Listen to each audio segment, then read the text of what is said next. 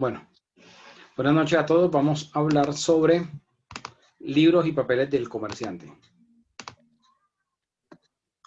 Doctor, buenas noches. Cordial saludo. ¿Será que interrumpí? Acabo de Al final meterme ya aquí hemos listo, tranquilo. Al final. Ah, bueno, doctor. Gracias. Bueno, ¿quién me ayuda con el artículo 48? Yo, doctor. Conformidad de libros y papeles del comerciante, a las normas comerciales, medios para la siguiente operaciones. Todo comerciante conformará su contabilidad, libros, registros contables, inventarios y estados financieros en general a las disposiciones de este código y demás normas sobre la materia. Dichas normas podrán autorizar el uso de sistemas que, como la microfilmación, faciliten la guarda de su archivo y correspondencia.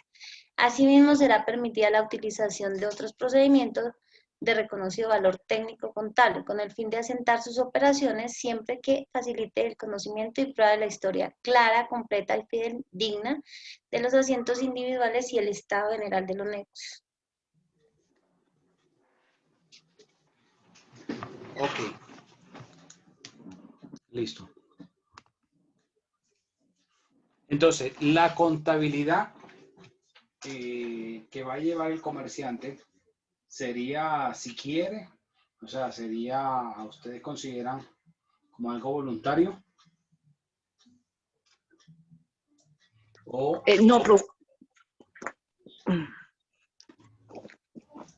No, eso es estipulado por la ley, todo negocio No, debe llevar, profesor, hay que hacerlo. debe llevar contabilidad. ok. Yo tuve que pagar una multa por eso, profesor, por eso recuerdo que sí toca llevar los libros.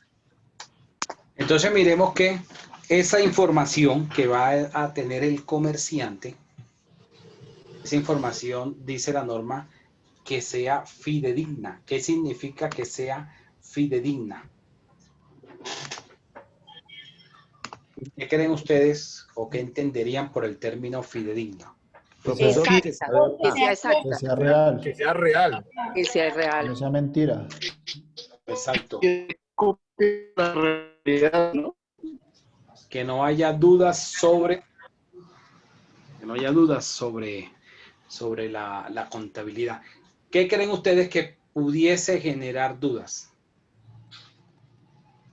Entonces maneja una doble contabilidad de cuando hay unas facturas que se manejan como cliente final y una como cotización. Podría manejar la doble contabilidad. ¿Qué más? Cuando esté sobrevalorado la Puede ser facturación. en un libro cuando hay tachones o cuando hay precios que no concuerdan con lo que se ha venido llevando. Entonces generaría dudas. Bueno, en la primera parte estoy de acuerdo contigo, en la segunda no tanto. ¿Por qué? Porque si hay enmendaduras o tachones, por ejemplo, que se colocó corrector, ese tipo de cosas, genera dudas. ¿Por qué se hace la modificación? ¿Sí? Pero de pronto de que varíe el precio, no tanto. Fíjense que normalmente las cosas van a tener un incremento. Y hay veces que diferentes situaciones pueden hacer que los precios de la, digamos, de la materia prima al comerciante se incremente por diferentes factores. Entonces, de pronto que si compraba X materia prima hace un mes en 10 pesos y hoy vale 15 pesos, no necesariamente eso va a generar duda. ¿Ok? Pero la parte de las enmendaduras y sí podría generar esa duda. Ahora, fíjense que la norma habla de que debe tener inventario, de que debe tener registro contable, o sea, debe llevar sus libros. Sí, en general, todo lo que dicta la norma sobre esta materia, sobre la parte de la contabilidad. Hay unas leyes, no sé si de pronto acá hay algún, aquí no hay ningún contador. Entonces, normalmente se van haciendo actualizaciones de las normas contables. La última, digamos, innovación que se ha hecho frente al tema es la implicación o la entrada en vigencia de la facturación electrónica. Y antes había estado pues el tema de las NIF, de las normas internacionales de información financiera. La contabilidad se lleva según unos parámetros. Hay unas normas para llevar la contabilidad. La contabilidad se lleva por software, ¿ok? Hay unos software, contablemente hay unos conocidos más que otros. Word Office, está Elisa, Sigo, ¿sí? Hay varios programas contables que son muy conocidos en el mercado. Entonces, esos software se encargan de ir cargando la información y luego se imprimen las hojas que van a ser parte del libro, del respectivo libro contable. Pero miremos que Qué pena, profesor, interrumpirlo. Dime. Hablas con John Cárdenas. Es que tengo una duda, profe. Para el régimen común, pues yo sí sé que va con contabilidad electrónica, pero el régimen simplificado también ya toca implementarla. En el régimen simplificado, si es comerciante, o bueno, independientemente del régimen, si es comerciante, la persona factura, ¿sí? Aquí lo que va a generar la facturación es el hecho de ser comerciante, no el régimen como tal, Sí, porque cuando sí, de pronto se cataloga entre común y régimen simplificado es porque el régimen común son los que facturan, que son las empresas, pero hay personas naturales, comerciantes, como el caso del doctor Zárate González Wilfredo, que están ejerciendo la actividad del comercio, está como comerciante, como persona natural, ¿sí? Entonces, la obligación de Wilfredo Zárate, más allá si lo está haciendo o no, es que debe llevar una contabilidad de los negocios que hace como comerciante. Y nos dijo él en días pasados que tenía un establecimiento de comercio. Se supone que ese establecimiento, propiedad de Wilfredo, debe llevar una contabilidad. O sea que Wilfredo tiene que tener una contabilidad, ¿sí me entiende? Entonces ahí Wilfredo no entraría en el catálogo de régimen simplificado. Sí, profe, esa parte la entiendo. Lo que mi pregunta es si también debe ser electrónica en régimen simplificado o se puede con libro de contabilidad. Por eso, allá es donde voy. Régimen simplificado no factura. El régimen simplificado es una clasificación que tiene la DIAN para saber quiénes están facturando y quiénes no. Entonces, tú trabajas por una entidad o tienes un empleo. John. Sí, señor, yo tengo vendo repuestos para carros. Eres comerciante. Tendría la obligación de facturar y sería régimen común. Sí, claro. Sí, correcto, el régimen común. No, lo hablo es para una tienda que tiene régimen simplificado, como está saliendo la nueva modalidad que se implementó de factura electrónica. Entonces mi pregunta es, ¿ellos también o en una tienda se lleva es el libro de contabilidad? Hasta donde tengo entendido, cuando se habla de régimen simplificado es porque no hay facturación, que son, por ejemplo, las personas naturales que podemos recibir unos ingresos, pero esos ingresos no se derivan de una actividad mercantil, ¿sí? Por ejemplo, si yo como abogado recibo unos honorarios por el ejercicio de una profesión liberal como la es el derecho, yo no voy a facturar por eso. Pero no significa que yo no tenga que hacerle una cuenta de cobro si es una persona jurídica que me va a realizar el pago para que me aplique las retenciones que le ordena la ley. O que yo les pida un recibo de caja menor al que me pagó. ¿Sí? Entonces, se habla del régimen simplificado para demostrar que no tiene facturación. ¿Y quiénes no facturan? Las personas que están en el artículo 23, las que ejercen una profesión liberal, etcétera, etcétera, que no son actos de comercio. Entonces, lo que no es acto de comercio sería régimen simplificado. Por eso le preguntaba que si eras empleado, porque el empleado no factura, el empleado recibe un salario. u honorario. Entonces, sea salario o sea honorario, no va a generar eso una facturación. Otra cosa es el comerciante. Ahora, que el comerciante, como en su momento se llamó en el gobierno Santos, en una de las reformas tributarias, monotributo, y se buscaba que los comerciantes que tenían pequeños establecimientos generaran un pago, ¿sí?, de impuestos, pero era facilitándole la norma, esa norma, en cuanto a la obligación de la contabilidad, porque está concebido entonces, como Wilfredo tiene un pequeño establecimiento, perdona que te coja de ejemplo, tiene un pequeño establecimiento donde de pronto no tiene un sistema de facturación, de que la gente llegó y él le entregó una factura de lo que le vendió. Dijiste que era repuestos de bicicleta, ¿no? Sí, señor. Entonces, digamos, no tiene habilitado que yo llegué y le compré una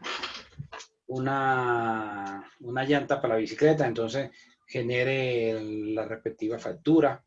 Sí, el hecho de que tenga esa, digamos, falta de formalidad en el aspecto de la facturación no significa que sea régimen simplificado, porque la obligación de todo comerciante es facturar, porque es la forma como el Estado recauda el impuesto. El Estado recauda el impuesto a través del comercio, a través de quienes ejercen el comercio. Entonces, si todos los comerciantes hicieran cumplimiento o dieran cumplimiento a esa parte, no fuera necesario seguramente hacer reformas tributarias. Las reformas tributarias para cambiarle las reglas de juego, pero hay una gran evasión. Y entonces la gran evasión siempre la miran desde el punto de vista de lo que es políticamente o dentro de la política electoral generar réditos. Y es, no, hay que cobrarle más a las grandes empresas. No digo que no se necesite cobrarle más, pero al generar una política de incentivos a los grandes capitales se genera empleo. Entonces, doctor, disculpe, ahí la cuestión de pronto es el nivel de formación que tenga la persona de querer cumplir con sus obligaciones tributarias. Y nosotros, Perdón, profe, una pregunta. en Latinoamérica, ¿qué estamos pensando en Latinoamérica? ¿O qué estamos acostumbrados en Latinoamérica? Es que pagamos impuestos y las vías están en mal estado. Pagamos impuestos y se lo roban. Hay una corrupción tremenda. Pueda que todo eso sea parcialmente cierto, ¿sí? Que haya algo de cierto en ese tipo de afirmaciones. Pero si nadie paga impuestos o si mucha gente lo evade, pues termina generándose unos huecos grandes. Y entonces alguien tiene que salir a cubrirlo. ¿Por qué? Porque ¿de qué vive un Estado? De la tributación, vive de los impuestos. Iba a decir algo, Pedro. Pedro y después Joana. Gracias, profe. Sí, doctor, buenas noches. Doctor, la situación que usted dijo ahí ahorita de réditos, ¿esos son los mismos intereses? O...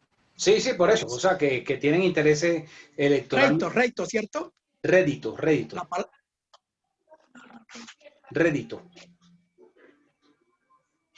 Gracias. Lo que ha dicho la alcaldesa con la pelea que tiene con el partido Colombia Humana, y ahí yo le doy la razón a la señora alcaldesa.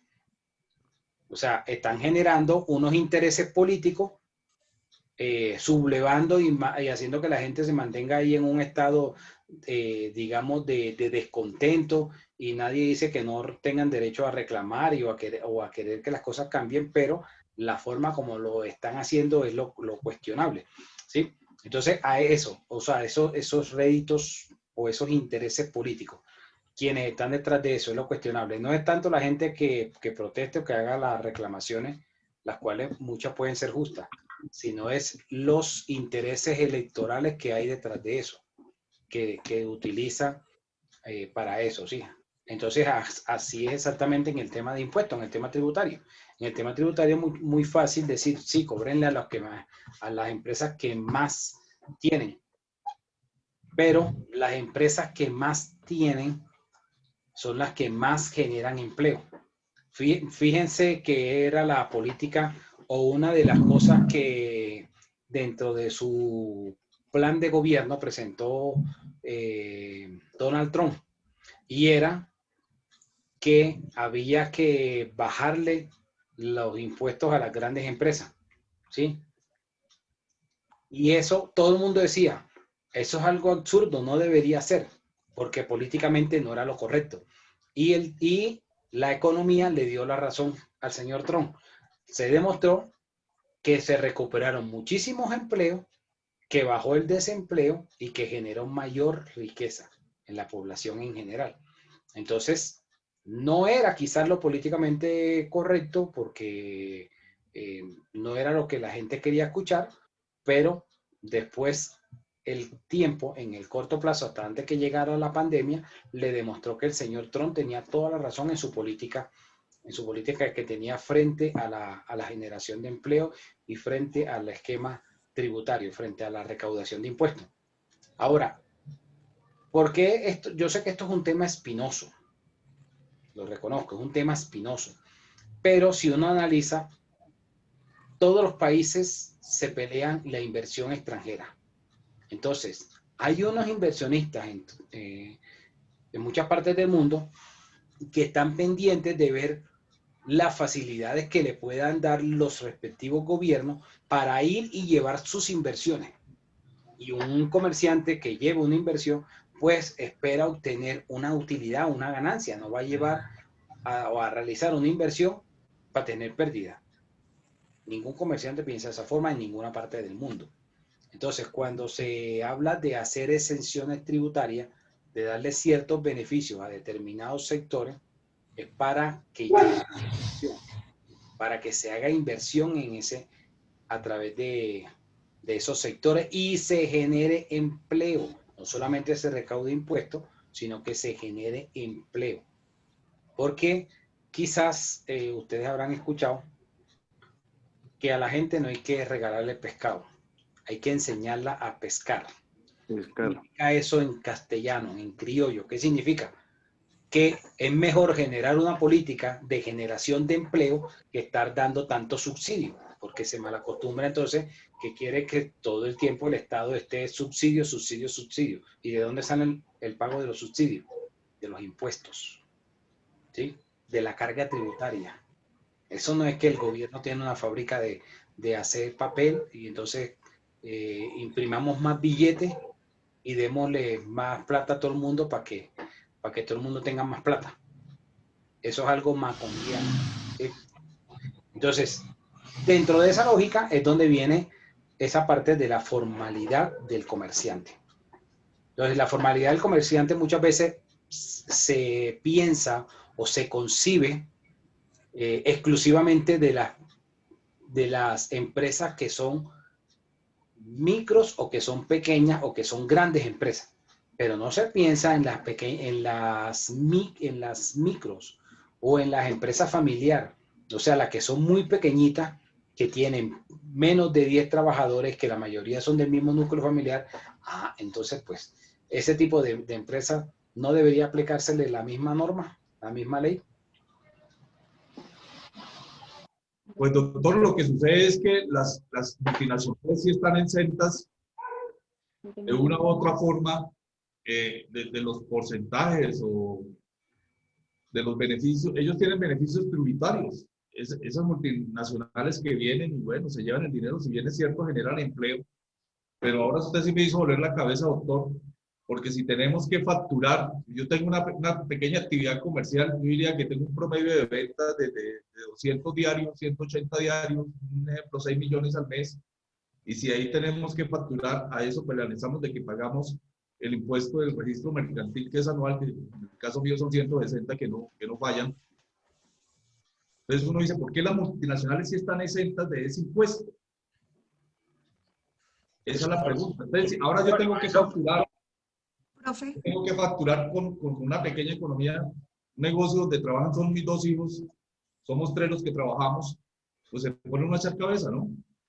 Pero fíjate que independientemente de cuál sea el tipo de empresa, todas tienen la misma obligación. O sea, aquí si ustedes miran, la norma es igual para todos. aquí aplicando un término socialista de nuestra Constitución de Estado Social de Derecho, habría que aplicar el derecho a la igualdad. O sea, todo el mundo tiene que facturar. Tengo una pregunta, qué pena. ¿Hay Dime. un monto para las personas naturales en régimen simplificado? Quiero decir, ¿en qué momento podrían...? Fíjense que la norma no dice que van a facturar quienes estén en tal régimen o quienes tengan cierto monto de ventas, no. Que hayan determinados tipos de impuestos que digamos, se puedan generar ciertos incentivos, eso es otra cosa. Pero eso es algo muy puntual que no es la regla general. ¿Cuál es la regla general? Que todo comerciante pague impuestos. Punto. Esa es la regla general. ¿Sí? O sea, ese es el deber ser. Ahora, que tú vayas y mires cuántas empresas están registradas en la Cámara de Comercio de Bogotá.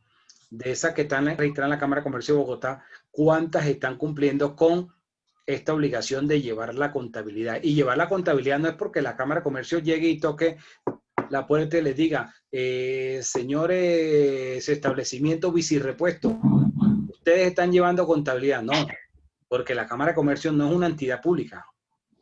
Quien hace esto es la DIAN, la Dirección de Impuestos y Aduanas Nacionales. Son los que tienen la obligación de exigir esto. ¿Y la DIAN qué es? La DIAN es una entidad adscrita al Ministerio de Hacienda. Como hay varias, está la UGPP también, la Unidad de Gestión de Pensiones y Parafiscales.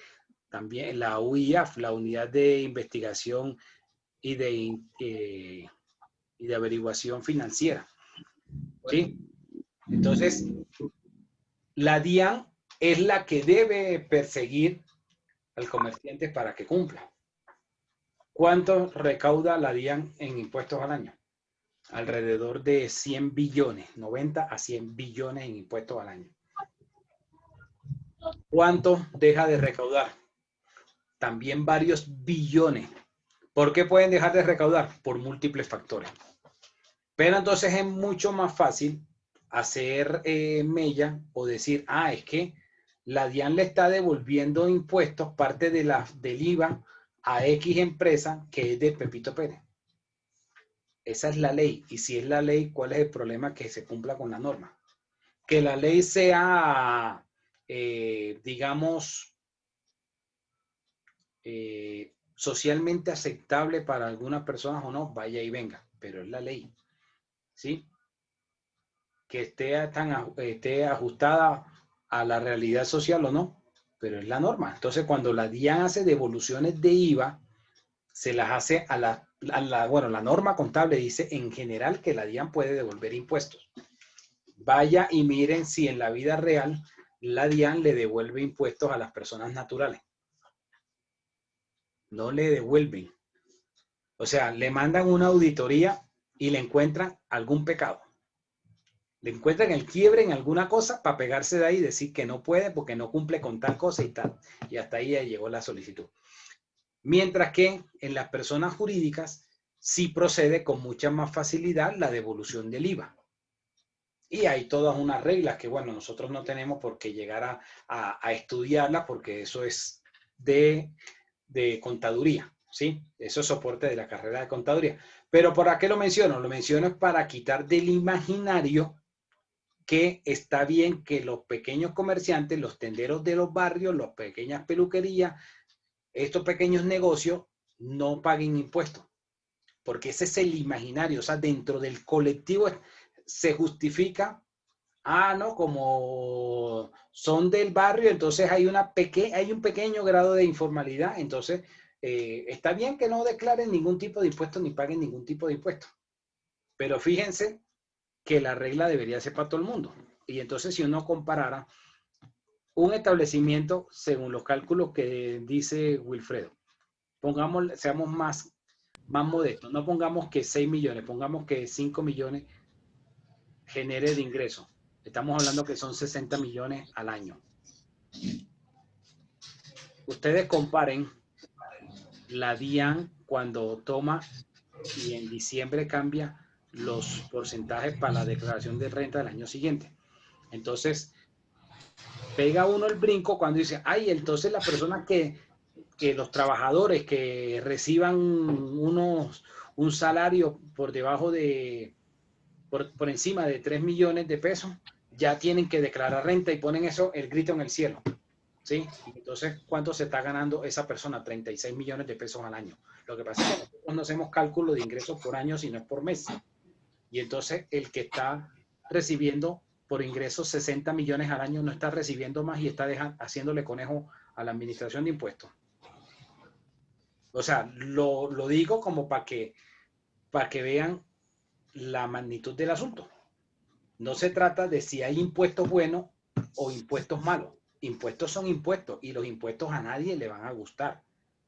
Eso es entendible, a nadie le van a gustar los impuestos. Willington Cagua, creo que era el que estaba levantando la mano, y después Carlos. Es que yo tengo una pregunta. Yo conozco a una persona donde a él le llegó una cuenta porque el señor como tal evadía el impuesto en la salud. Él solo pagaba un régimen común. Eran solo 80.000 pesos.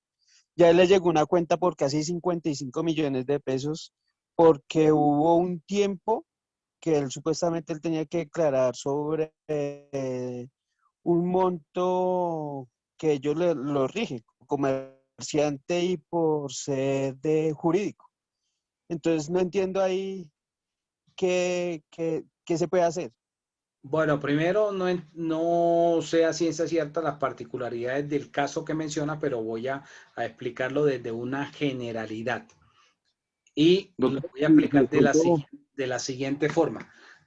La DIAN es un gran hermano. O sea, a la DIAN le llega información de todos lados. Entonces, si la persona recibió en el año por su cuenta bancaria, por su cuenta de ahorro, X monto, el banco lo reportó a la DIAN. Si tal empresa le generó unos pagos por salario o por honorario, por lo que fuera, lo reportó a la DIAN. Y luego cuando esa persona declara renta o no declarando renta y teniendo la obligación de hacerlo, va y realiza aportes al sistema de seguridad social por debajo de lo que dice la norma. ¿Qué dice la norma? La norma dice que la persona debe aportar sobre el 40% de su ingreso base real. Significa que si la persona gana 10 millones al mes, tiene 10 millones en ingreso, los aportes que hace al sistema no van a ser sobre 10 millones como un ingreso, se van a tomar el 40%, entonces se va a tomar sobre 4 millones de pesos el ingreso y sobre esos 4 millones se liquida la seguridad social. La seguridad social le va a dar casi un 30% el pago de eso, porque es el 16, si no estoy mal, de pensión y como el 12.5 de salud, ahí ya va el 28 o casi 29, y póngale que si paga ARL y no sé qué, y ahí le llega al 30%. Entonces, muy fácil, una regla de 3, 4 por 3, 12. Entonces, con un ingreso de 4 millones le va a tocar generar un pago de 1.200.000. Y si la persona dice que no, que es la pobre viejecita y hace los aportes sobre el salario mínimo, o sea, sobre 908.000 pesos, ¿cuánto está pagando? 113.000 y pico. Es lo que se paga sobre el salario mínimo. Si es solo salud. Y si es salud y pensión, está pagando sobre el salario mínimo como unos 250.000 pesos aproximadamente. Ahí le está haciendo conejo al sistema. ¿Qué hace la UGPP? La UGPP le manda una advertencia a la persona. Le dice, ojo, que usted en el año anterior tuvo ingresos de tanto. Y sobre esos ingresos, usted debió haber hecho unos aportes al sistema sobre esos valores. Pero usted realizó aportes sobre el salario mínimo, o sea, muy por debajo de lo que tenía obligación. Entonces, primero mandan una carta persuasiva. Si la persona omite, es decir, sigue al año siguiente haciendo la misma perrada, es cuando viene la sanción por parte de ellos.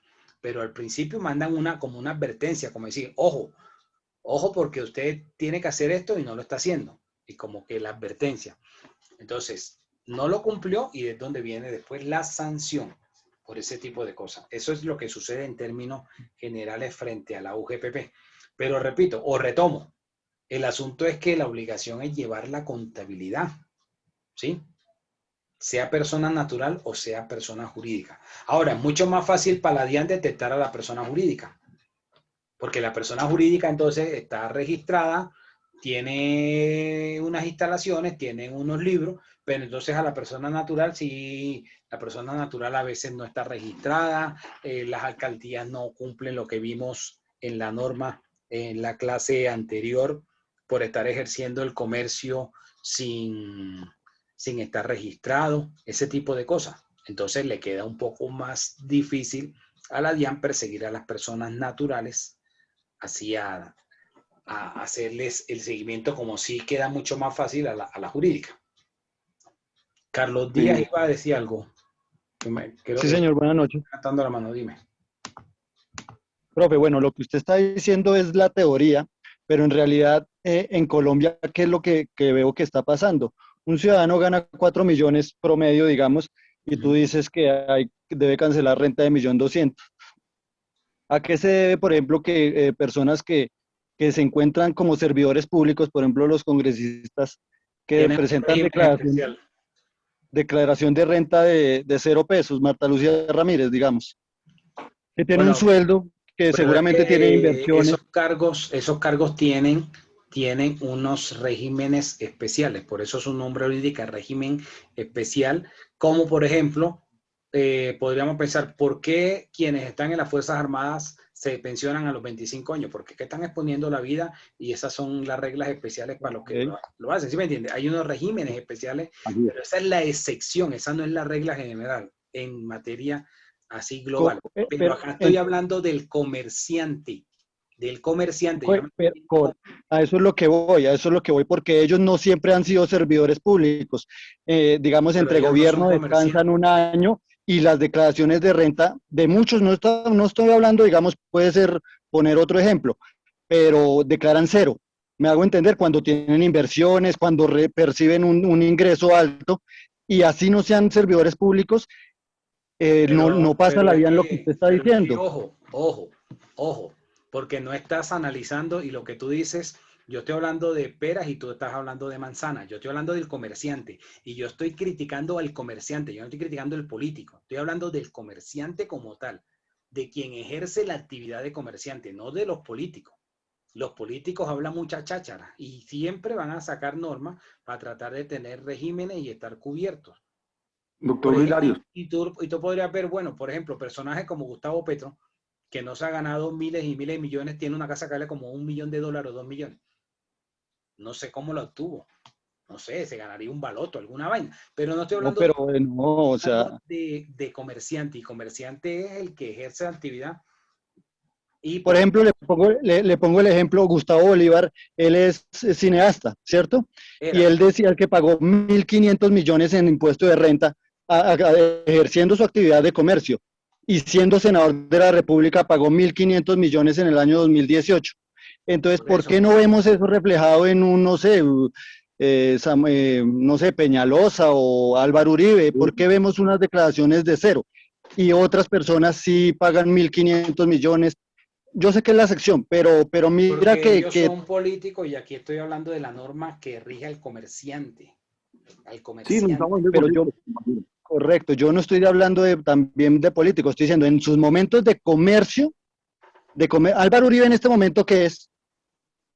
No es senador, es comerciante. Él en este momento es un ciudadano porque no tiene cargos públicos. Vamos a ver la declaración de renta del próximo año. A eso voy. En este momento, por una sencilla razón, porque tú estás hablando de él, de la figura como un político. Y un político no tendría por qué entrar en el rango de los comerciantes. Segundo, pueda que el señor haga parte de sociedades, pero quienes son comerciantes son las sociedades, en caso de que lo fuera. Ahora, si él como persona natural, que no creo que lo haya hecho, que lo haya hecho, una persona natural así reconocida, se registre como comerciante para hacer una actividad como comerciante. Ninguno lo hace.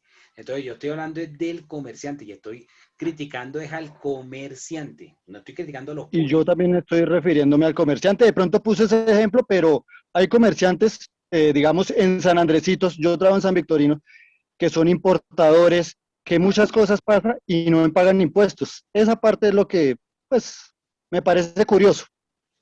Habría que analizar hasta qué punto, y por eso digo que hay una responsabilidad de la DIAN, porque la DIAN es la encargada de... Listo, Pablo, gracias. A mí me gustaría hacer un aporte y es que normalmente uno hace, digamos, pagos y demás, y esos pagos y demás tienen unas deducciones, ¿cierto? Entonces, al final, lo que se hace son esos cruces, porque ¿qué pasa? Eso se llaman rentas anticipadas. Pero Entonces, eso tiene un porcentaje, eso no es tampoco tanto. no, pero sí, porque, por ejemplo, a mí, o sea, hablando como funcionario, ¿cierto? A mí me hacen descuentos y al final yo termino declarando casi cero, ¿cierto? Y no es que esté evadiendo, simplemente que ya me lo descontaron por anticipado. Entonces, hay cruces que se realizan y esto sucede. Pero, compañero, esa es la evolución del ICA y de Retefuente, pero estamos hablando en este momento del tema de la UGPP, ¿sí? Estamos hablando de otro tema, compañero Alfaro, no entiendo su comentario. Pero sí, lo que dice Alfaro, lo que pasa es que era en respuesta a Carlos. Lo que dice Alfaro es cierto, pero eso, digamos, no es tanto como quizás uno piensa. Y voy a poner un ejemplo muy sencillito. Cuando hacen la Teletón y esas donaciones no las hacen en la Teletón, aunque ya creo que hace muchos años no hacen Teletón, pero de pronto los que son más o menos contemporáneos conmigo se acordarán por allá el 7, 8 de diciembre, ese era el plan de empezando diciembre de la Teletón, y entonces empezaban a hacer los aportes y tal, y ay sí, tan buena gente y tal, pero esos aportes, esas donaciones se descuentan del impuesto de renta, que es lo que se conoce como renta anticipada, pero un porcentaje, no es la totalidad. Entonces, al final lo hacen, pero terminan teniendo un beneficio tributario. Y eso no está mal, pero se ha generado en el colectivo que los que más tienen son los que más evaden, y no siempre es así. Eso es una frase que no es tan cierta. ¿Cuántos empleos generan, por ejemplo, las grandes empresas, las grandes superficies? ¿Cuántos empleos generan? Reciben beneficios, pero ¿cuánto generan? O sea, no sé si de pronto en algún momento alguien se ha puesto a analizarlo. Porque es muy fácil de pronto decir, sí, pero es que lo que más tienen a los señores de los bancos, que se le perdonen estos impuestos, que se den ciertas exenciones tributarias. Pero ellos están aportando, ellos están en la ilegalidad. Pero hablemos de los que no están registrados y tienen establecimientos en los barrios y ni siquiera cumplen con matricularse en la Cámara de Comercio. Doctor, una consulta, una pregunta. Hoy en día uno ve que la mayoría de artistas y personas que son reconocidas a nivel internacional tienen todos unas fundaciones. No sé si usted se ha dado cuenta que el tema de las fundaciones es la manera más legal y más limpia de evadir impuestos. Yo tengo unos amigos que tienen una empresa de transportes de carga y la empresa, pues gracias a Dios, les fue muy bien y les ha crecido mucho. Y nos tocó mandar una fundación porque de esa manera nos quitamos una carga tributaria impresionante. No todos lo podemos hacer porque para tener una fundación usted tiene que demostrar unas cosas, que tiene X dineros en efectivo.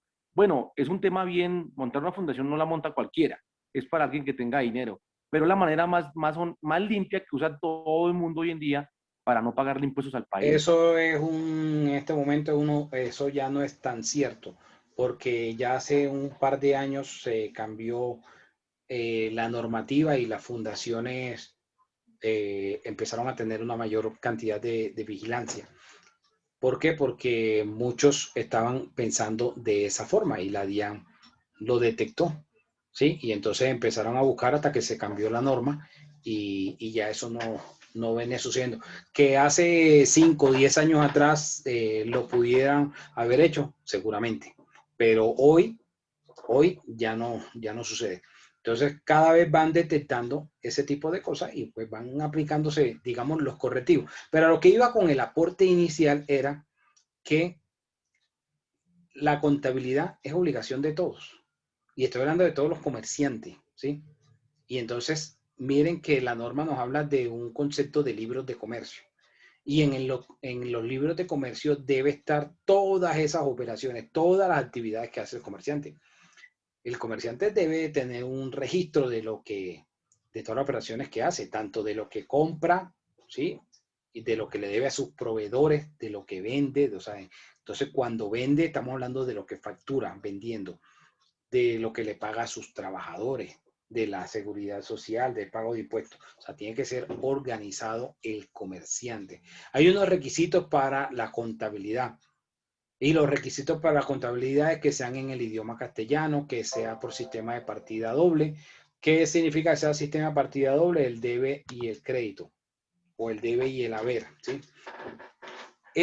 A esas reglas son las que se refiere la norma.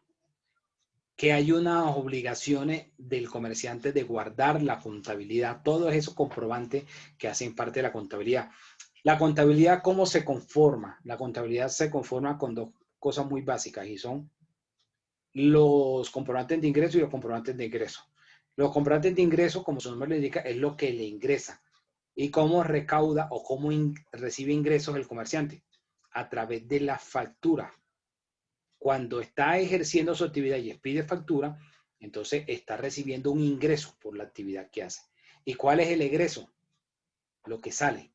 Entonces, ¿cuáles son los ingresos? Lo que le pagan los proveedores, lo que pagan los salarios, lo que pagan en impuestos. Esos serían los egresos.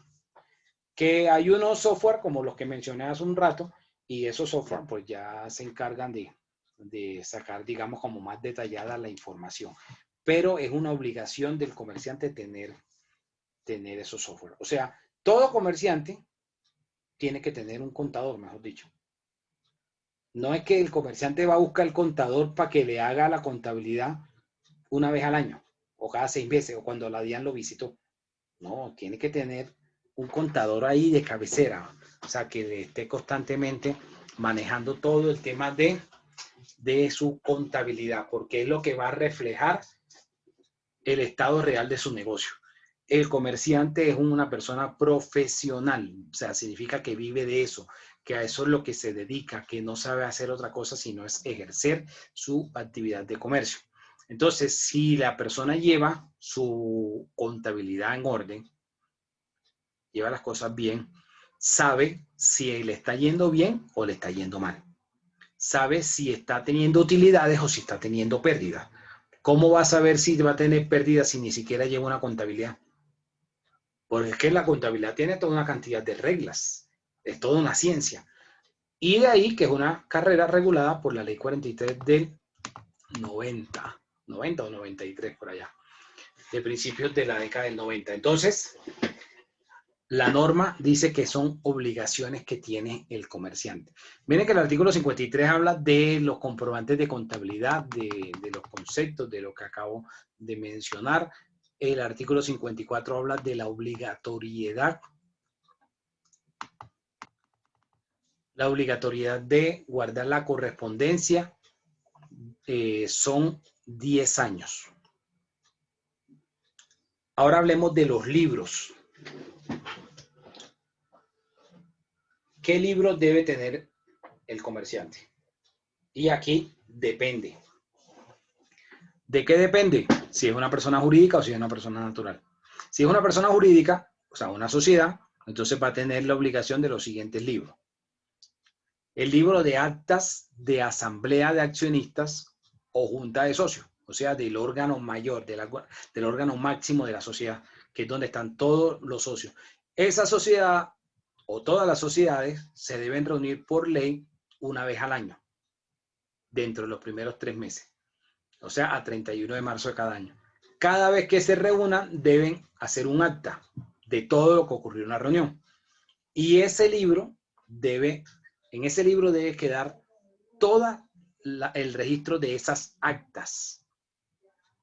La sociedad se puede reunir en ese órgano de forma ordinaria, como lo dice la norma, como la acabo de mencionar, una vez al año dentro de los primeros 3 meses, o cada vez que las circunstancias lo ameriten, o sea, una reunión extraordinaria. Y eso lo veremos en la exposición del grupo 6, que es donde nos van a hablar de esos tipos de reuniones y las reglas que hay para la una, las reglas que hay para la otra. Entonces, ese libro de actas de asamblea de accionistas o junta de socios, o libro de junta de socios, si es persona jurídica. ¿Qué otro libro debe tener la sociedad o la persona jurídica? El libro de registro de accionistas. como su nombre lo indica, en este libro debe estar toda la información de las personas que hacen parte de la sociedad. O sea, debe estar el nombre completo, el número de identificación de la persona, la dirección, el teléfono, el correo, toda la información de contacto debe estar en ese asiento, en esa hoja, cuántas acciones, cuotas sociales o partes de interés tiene en la sociedad.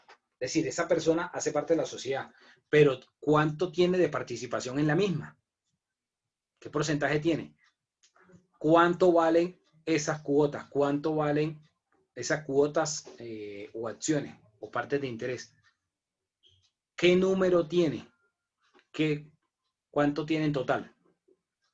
Si en algún momento hace la cesión de esas acciones, cuotas o partes de interés. Todo eso debe quedar en ese registro.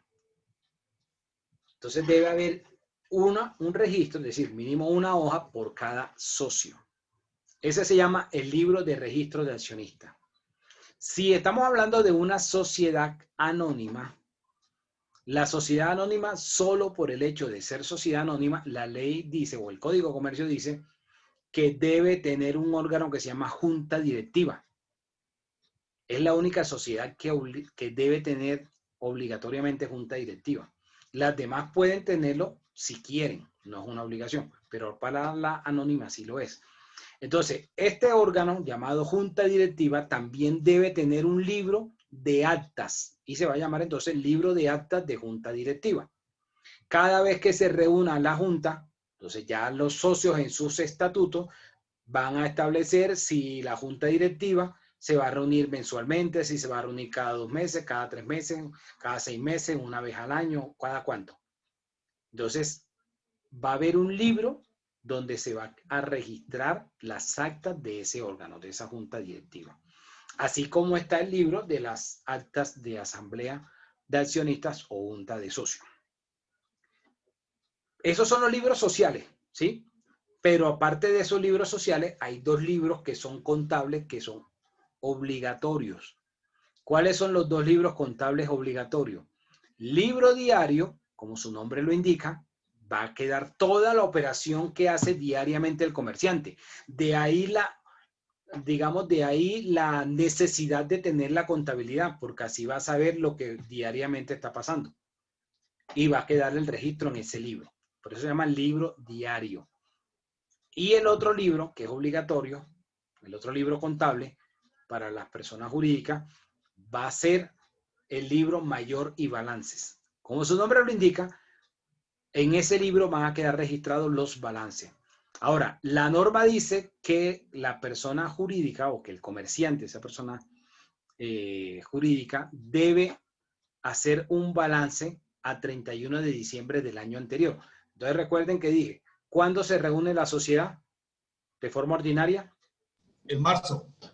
A más tardar el 31 de marzo, dentro de esos primeros 3 meses. Entonces, en esos primeros 3 meses, en esa reunión, lo que van a hacer es analizar cómo le fue en el año anterior. Por eso en esa reunión el administrador lleva su informe de la gestión que realizó y lleva un balance general, ¿sí? O un estado de resultado de la situación financiera de la sociedad.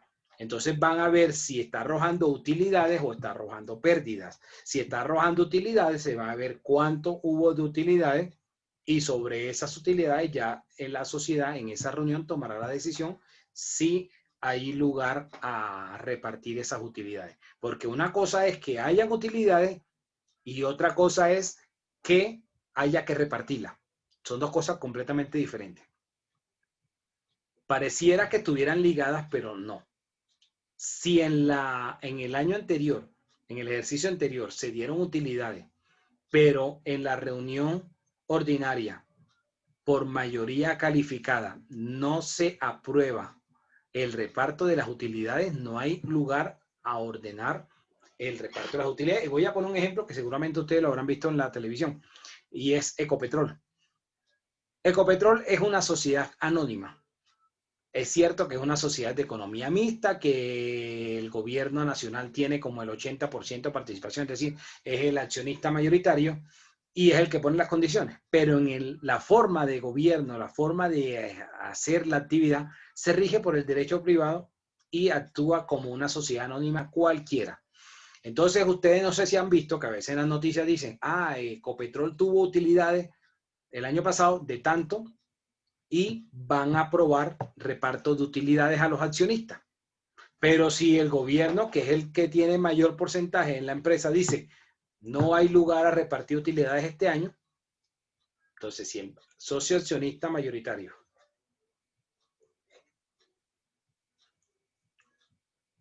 En este caso el gobierno dice que no va a haber reparto de utilidades, pues ahí no habrá reparto de utilidades. Porque en las sociedades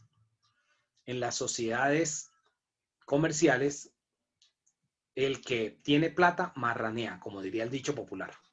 O sea, el que tiene más porcentaje es el que al final termina poniendo las condiciones. Ahí no hay democracia. En las sociedades comerciales no hay democracia. La democracia es el billete. El que más aporte tiene, más peso va a tener al momento de tomar decisiones. Dime. Y entonces, si yo quisiera reclamar mis ganancias, si yo quisiera reclamar, ¿cómo lo hago? No hay. No hay forma. ¿Por qué? Porque es que la decisión se aprueba en asamblea. Y eso requiere mayoría calificada. Tratándose de una sociedad anónima, se requiere una mayoría calificada del 78%. Y como lo dije, si mi memoria no me falla, el gobierno nacional tiene como el 80% de la compañía. O sea, lo que se vendió o lo que se permitió que hubieran accionistas minoritarios es como del 20%. Entonces, si tienen el 80% y el gobierno dice, no hay reparto de utilidades, ya ahí tienen mayoría calificada. El resto se pueden parar las pestañas. Así sucedería en una sociedad anónima también, donde hay varios accionistas y un solo accionista tiene el 80% y el resto tienen el 20%, y el del 80% dice, no hay reparto de utilidades, y ya con él se hace la mayoría calificada. Bueno, doctor, ¿y si no se reparten las utilidades, el valor de las acciones se le suma a dicha utilidad o no? No tiene nada que ver una cosa con la otra. Porque va a depender si las acciones, si está cotizando en bolsa, porque es una sociedad anónima abierta, sí, o sea, van a influir muchos factores. Gracias, doctor, muy gentil. Entonces, los libros contables obligatorios van a ser el libro mayor y balance, como su nombre lo indica, que es el libro donde va a estar todos los balances de la sociedad, y el libro diario van a estar todas las operaciones diarias. Estos dos libros contables son reemplazados o son llevados a través de los software contables que mencioné hace un rato. Elisa, Sigo, Word Office, todos esos software contables que hay en el mercado. Eso sí es una persona jurídica. Ahora, si es una persona, si el comerciante es una persona natural, solo tendría la obligación de llevar los libros contables. O sea, libro diario y libro mayor y balance. Si es una persona natural. ¿Dudas? ¿Preguntas? Como hay unos software que llevan los programas contables, que esos software son los programas contables donde se lleva la información del libro diario y del libro mayor y balance, lo que se hace es que los libros son unos libros que tienen unos tornillos en la solapa, y las hojas se imprimen del software y se van archivando en orden consecutivo.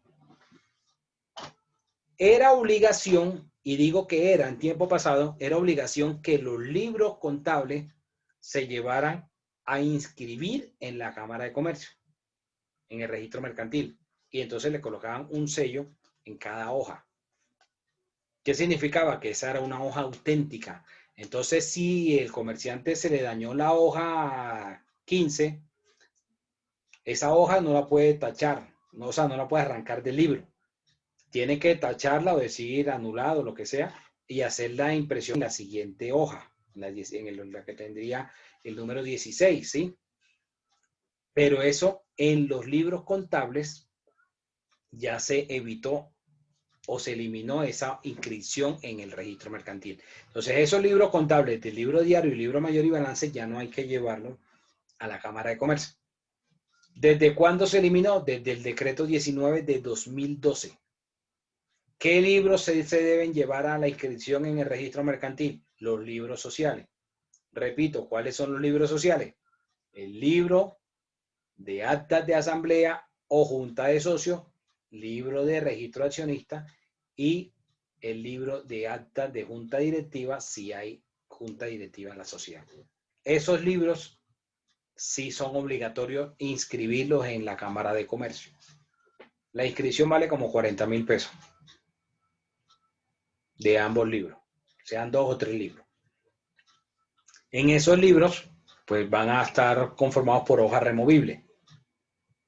Entonces se hace el acta, se imprime y se coloca en el libro y se firma, ¿no?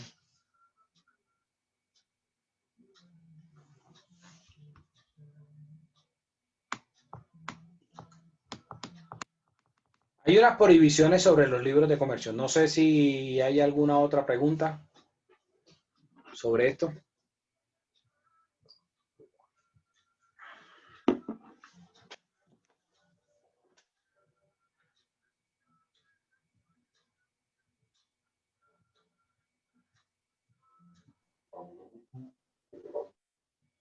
No, señor.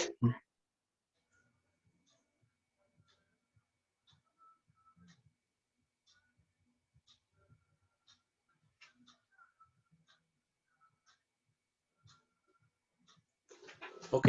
¿Quién me ayuda con el artículo 57? Artículo 57. Prohibiciones sobre los libros de comercio. En los libros de comercio se prohíbe, primero, alterar en los asientos el orden o la fecha de las operaciones a que estos se refieren. Segundo, dejar espacios que faciliten intercalaciones o adiciones en el texto de los asientos o a continuaciones de los mismos. Tercero, hacer interlineaciones, raspaduras o correcciones de los asientos. Cualquier error o omisión se salvará con un nuevo asiento en la fecha en que se adquiere. Cuarto, en todo o parte de los asientos. Y quinto, modificado por el artículo 54 del decreto 19 de 2012. El nuevo texto es el siguiente: arrancar hojas, alterar el orden de las mismas o mutilar los libros o alterar los archivos electrónicos. Ok, entonces miren que eso es lo que está prohibido sobre los libros de comercio. Entonces no es que se vaya a dejar un espacio, especialmente si son los libros contables, de que la impresión terminó a la mitad de la hoja y entonces la otra mitad de la hoja quedó en blanco y posteriormente entonces se pueda agregar información. Entonces tocaría esa parte, digamos, como rayarla o hacerle una marca del espacio que quedó en blanco para que se entienda que no se está adicionando ninguna información posterior a esa impresión, porque eso podría entonces alterar la información que se está colocando en ese asiento.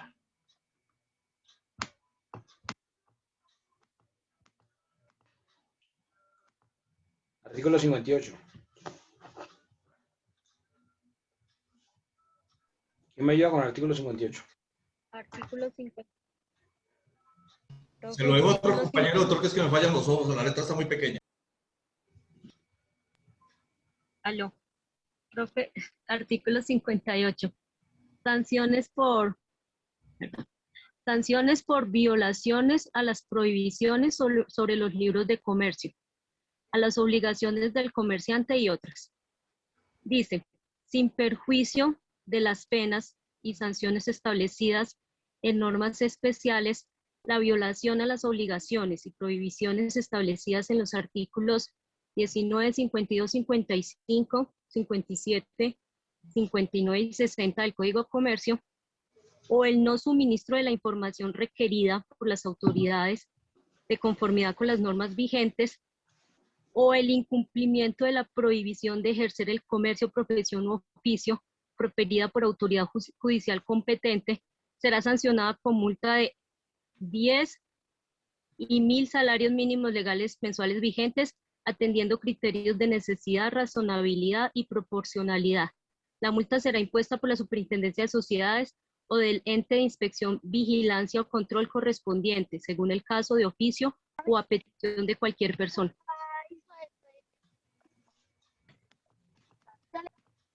O a petición de cualquier persona.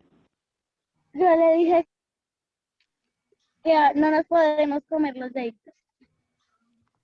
Le va a tocar comerse las uñas. Sigo con el final.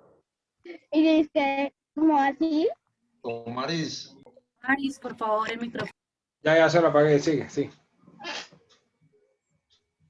Sigo con el final, sí. Sí, por favor. Entonces dice, en el evento que una persona que haya sido sancionada por la autoridad judicial con la inhabilitación para ejercer el comercio, profesión o oficio, esté ejerciendo dicha actividad a través de un establecimiento de comercio adicional a la multa establecida en el párrafo anterior, la Superintendencia de Sociedades o el ente de inspección, vigilancia o control correspondiente, según el caso, de oficio o a petición de cualquier persona, ordenará la suspensión de las actividades comerciales desarrolladas en el establecimiento por un término de hasta 2 meses. En caso de reincidencia, ordenará el cierre definitivo del establecimiento de comercio. Ok, listo. Entonces, esas son las sanciones entre 10 y 1.000 salarios mínimos legales mensuales vigentes. ¿Quién va a colocarlo? Puede ser la Superintendencia de Sociedades, ¿sí? El caso del incumplimiento de estos libros. ¿O qué autoridad puede ejercer control? Por ejemplo, la DIAN en temas tributarios, en tema de impuestos. Artículo 60.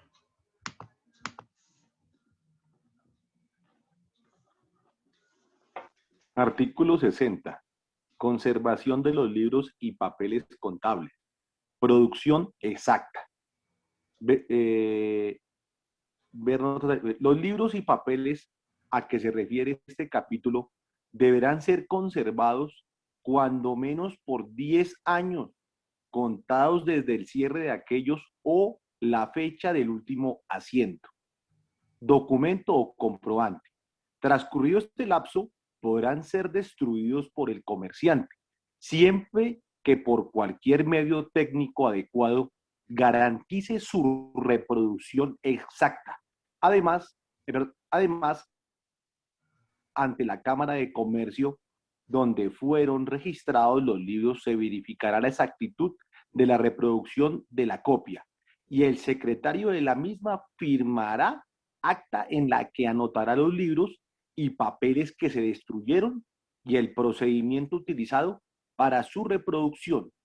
Cuando se expida copia de un documento conservado, como se prevé en este artículo, se hará constar el cumplimiento de las formalidades anteriores. Okay. Listo. ¿Quedó claro hasta acá todo? Ya para finalizar, vamos a mirar que hay un derecho de reserva y exhibición de los libros.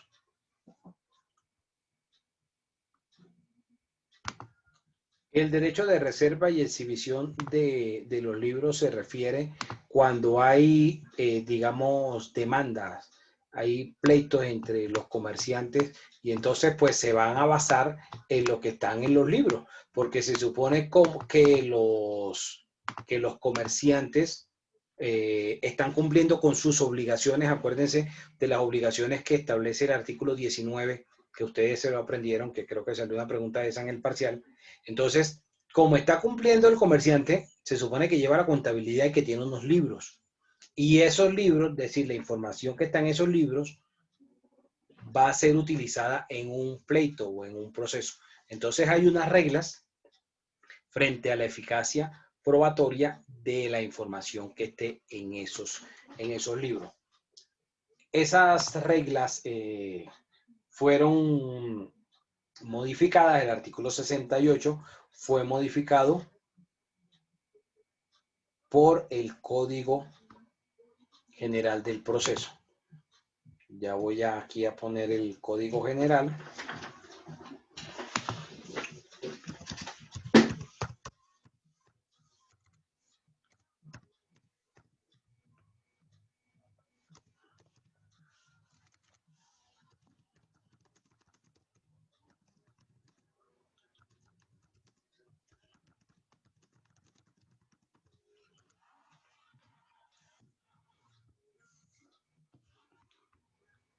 Y es el artículo 264.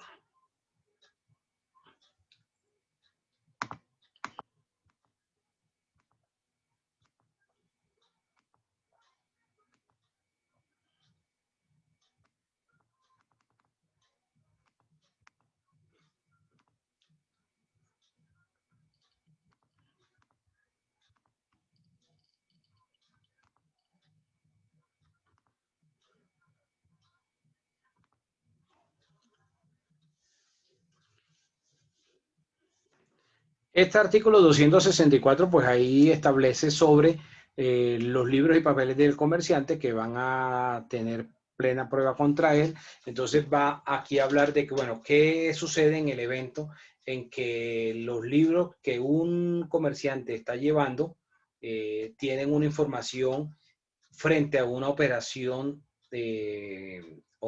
muy puntual, y la contraparte en esa misma operación tiene una información diferente, si no coincide, o si los libros que está llevando una de las partes está ajustado a lo que dice la norma y los libros de la otra parte, o la otra parte no está llevando libros, ¿sí? ¿Sí me escuchan? Sí, Sí, señor. Ok.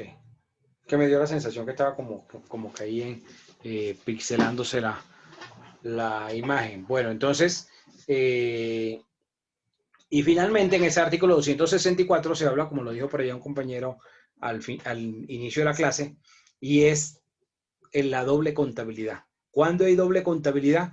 Cuando hay dos registros con la misma operación y tienen diferentes valores. Por decir algo, hay dos facturas con dos informaciones diferentes, una con un mayor valor y otra con un menor valor. ¿Cuál de las dos es la verdadera? Así o así en principio no se sabría. Ahí en esos casos estamos hablando de doble contabilidad y hay unas sanciones para la persona o el comerciante que está ejerciendo esa doble contabilidad, además de los posibles delitos que se pueden desprender de esa situación, como falsedad. ¿Ok? Bueno, ¿dudas o preguntas? ¿La evasión de impuestos tiene cárcel, doctor? Sí. Como también hay un delito, que es que la persona recaude el impuesto. La persona recaude el impuesto y el comerciante. Cuando me refiero a la persona, me refiero al comerciante. Esa persona natural o jurídica recauda el impuesto y no lo reporta y lo paga a la DIAN. Ahí se puede dar incluso un peculado. El peculado es robarle al Estado. Entonces, ahora, ¿qué tanto persiga ese tipo de situaciones la DIAN? Eso ya es una pregunta. ¿Sí? ¿Qué tanto ocurra? Eso es otra cosa. Pero lo que quiero ya para finalizar, que quede claro, que en toda la clase me he referido al comerciante, ¿ok? No a los políticos, al comerciante. Estoy hablando del comerciante y he rajado, lo reconozco, he rajado del comerciante. Ahora, que ustedes vean que políticamente pueda dar réditos, decir, bueno, hay ciertos líderes que deberían declarar renta, dar ejemplo, esa es otra cosa completamente diferente. Aquí yo me he dedicado solo a hablar del comerciante, de quienes ejercen la actividad del comercio. ¿Sí? Solo exclusivamente de eso. Aclaro. Dime, Carlos. Profe, una pregunta, ¿a qué se deberá que en Colombia, digamos, la facturación para las, digamos, las pequeñas empresas o el comercio pequeño no se lleve a cabo, pues no se pueda como controlar esa parte? Porque tú sabes que acá somos una economía del día a día, pero se deja de percibir impuestos por toda lo que se hace y se paga a diario. Y por ejemplo, en Estados Unidos usted compra una empanada y usted le dan una factura. Acá, ¿por qué ha sido tan difícil? Yo creo que es la cultura, porque no se trata de que si es un pequeño establecimiento, si es un negocio familiar, si es una mediana empresa, si es una gran empresa. Porque si tú vas al Oxxo, ahora cuando vuelvas a la U, en los otros módulos, en el receso de la clase vas al Oxxo y te compras una empanada. En el Oxxo te dieron la factura de la empanada, ¿verdad? Entonces, la cuestión es, yo creo que influye mucho la parte cultural. De pronto de la cultura de la mal llamada malicia indígena. Eso es lo que nos tiene jodidos, la mal llamada malicia indígena. ¿Por qué? Porque es una cultura del atajo, de la viveza, ¿sí? Eso es lo que nos tiene en la situación en la que estamos. En todos los niveles, en donde lo quiera ver, en cualquier sector, en cualquier área, esa es una situación que es difícil. Y no solamente aquí de Colombia, eso es de toda la región, eso es de Latinoamérica. O sea, el latino se ha destacado por esa forma de pensar así. Y es lo que nos diferencia de países desarrollados. Porque si tú vas a un país desarrollado, tú vas a ver que igualito hay pequeños establecimientos y cumplen con la norma. Entonces la cuestión ahí es cultura, ¿sí? Ok, profe. Claudia. Sí, profe. A pagar impuestos. Claudia, estaba sí, pero es la que mano. si es cultura, es verdad lo que dice el profe. Y es cosa de cada cual.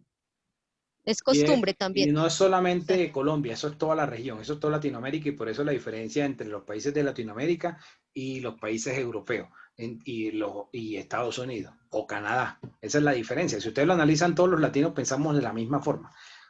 Que el mexicano se diferencia del venezolano, del colombiano, del argentino. Profe, o sea que en otro país no tienen, en otro país no tendrán tanto problema por tributar, por pagar impuestos. ¿Lo harán con gusto? ¿Tienen problema o no? A nadie le gusta pagar impuestos, eso es cierto, pero la cuestión es cultural. La cuestión es de la cultura. Y fíjate, por ejemplo, nosotros, no sé si yo lo había dicho antes en otra clase, nosotros en Colombia, quizás uno de los países más violentos de la región somos nosotros, de los países latinoamericanos. Y nosotros tenemos una cultura de violencia en todas las escalas, en todas las esferas.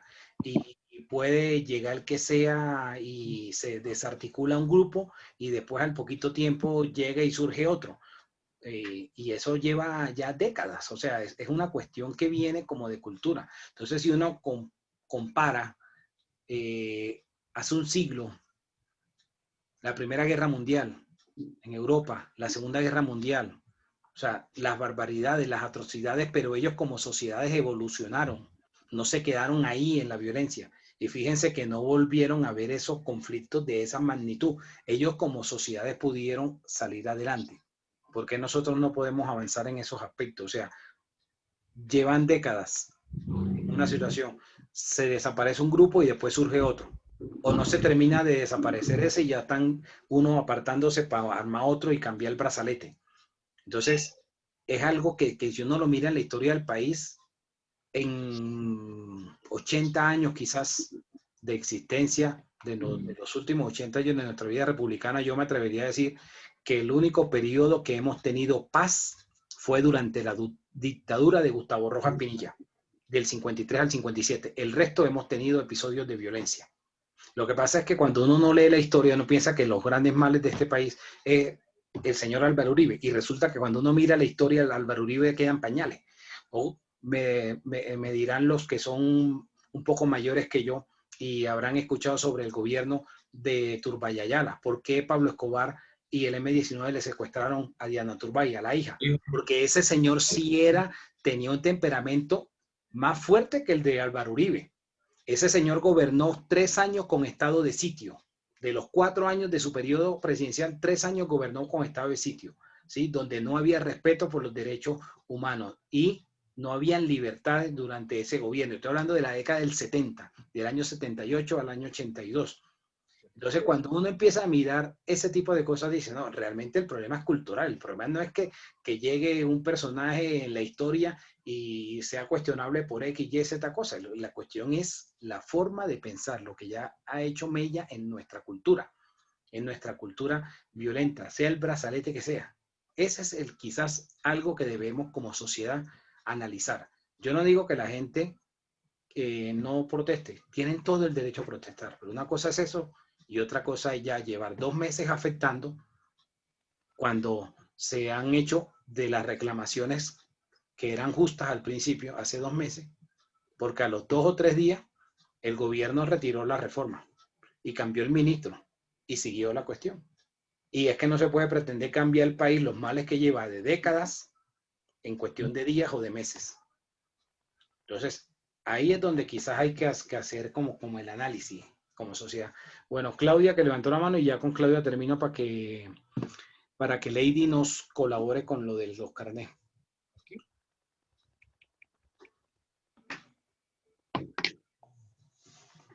¿Iba a decir algo, Claudia? Hello. Bueno, entonces, Claudia se arrepintió o tiene problemas de conexión. Lady.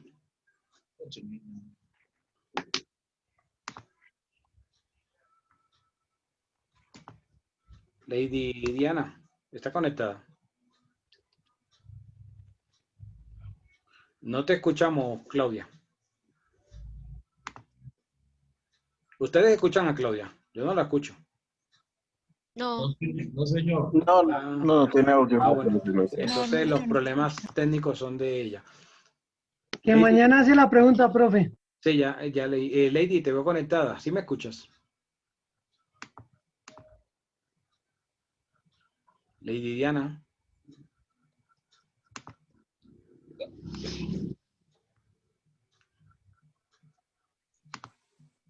Lady Diana cambió de foto.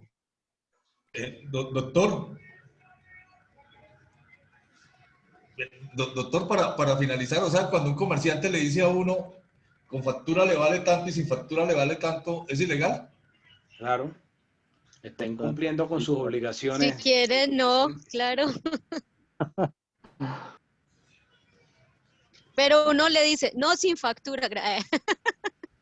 Bueno, Wilfred, es porque el día que le compré el marco para mi cicla me dijo, no, tranquilo, deje sin factura, fresco, no hay problema. Le dejo baratico eso, ¿por qué?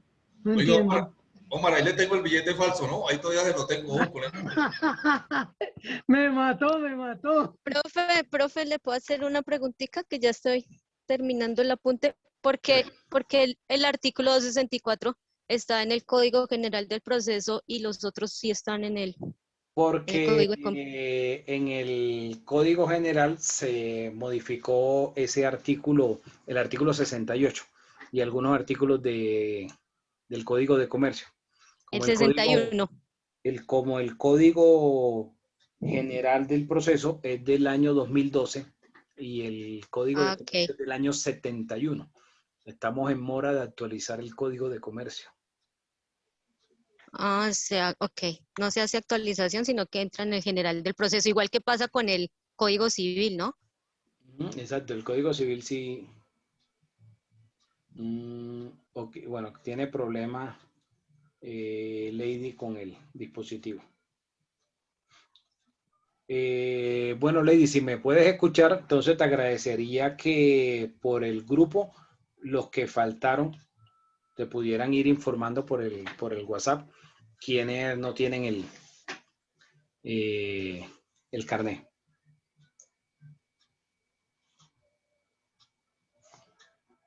Ah, y la cédula, sí. Bueno, el código para que quede ahí en el listado. Bueno, ¿alguna otra pregunta? Bueno, entonces nos vemos mañana. Espero en el transcurso de esta semana pasarles el examen calificado y el viernes se conecta un ratico a la clase para para que coordinemos con el doctor Milton lo de las últimas sesiones del módulo, ¿vale? Se va para los de Europa, doctor. Gracias, doctor.